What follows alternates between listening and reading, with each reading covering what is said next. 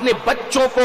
दूध पीने के अय्याम में, यानी पैदा होने से लेकर 2 साल तक की जो उम्र है, उन अय्याम में गाय भैंस का दूध न पिलाओ, अपने बच्चों को जानवर का दूध न पिलाओ। बिला वजह अगर अल्लाह ने सीने में उनकी ग़िज़ा रखी है तो माँ पूरा 2 साल कोशिश करे अपने बच्चे को दूध पिलाए, इसलिए कि दूध पिलाने की भी अपनी एक फजीलत है। साइंस तो ये कहती है जो औरतें मुकम्मल दूध पिलाती अपने बच्चों को वो सीने के कैंसर से महफूज रहती है। आज औरतें सीने के कैंसर में मुब्तला है और वजह उसकी एक ये भी है, बहुत सारी वजूहात में से दूध नहीं पिला रही है, क्योंकि दूध पिलाएगी तो उस बच्चे को बाजार में भी साथ ले जाना पड़ेगा, शादियों में भी साथ ले जाना पड़ेगा। और यहाँ भी आज तो कल औरतें माँ बनने की शौकीन थी और आज औरतें माँ बनने के बाद भी सोचती है कि बच्चा मुझे अम्मी कहेगा तो लोग मुझे जो बड़ी उम्र की समझेंगे, यानी माँ बनने के बाद भी मैं 18 साल की मालूम होना चाहिए। याद रखो ये जुल्म है। ऐ खातून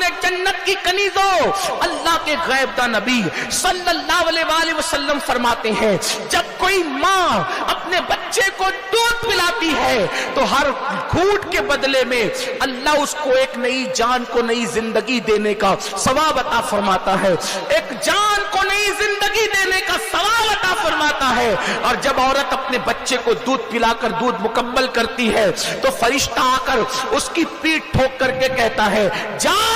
अब नए आमाल शुरू कर, क्योंकि अल्लाह ने तुझे गुनाह से ऐसे पाक कर दिया जैसे तू अभी अपनी माँ के पेट से पैदा हुई है। अल्लाह अकबर। इसलिए बच्चों को इसका उसका दूध न पीने दो। हाँ, अगर कोई बीमारी हो, वाकई कोई मजबूरी हो, दूध नहीं आता हो तो बात अलग है, लेकिन अगर अल्लाह सीने में ग़िज़ा दे रहा है तो अपना दूध पिलाओ। और दूध पिलाते वक्त कानों में ईयरफोन नहीं होना चाहिए, दूध पिलाते वक्त नजर जो है वो टीवी या सीरियल पर नहीं होना चाहिए, बल्कि जब दूध पिलाओ तो दुरूद शरीफ जबान पर हो, जब दूध पिलाओ नाते मुस्तफा जबान पर हो, जब दूध पिलाओ हो सके कि बावजू हो, कोशिश करो बावजू रहो, और बावजू नहीं रह सकती कम से कम दुरूद शरीफ पढ़ो, दुरूद शरीफ पढ़ो, नात शरीफ पढ़ो। इसके असरात आपके बच्चों पर होंगे और आपके बच्चों को पूरी जिंदगी इंशाअल्लाह उसकी बरकतें काम आएगी। मेरी बहनों, साथ ही साथ मेरी गुजारिश आपसे ये है कि बच्चों को दादा दादी का अदब बताओ, बच्चों को चचा चची का अदब बताओ, बच्चों को खाला खालू का अदब बताओ,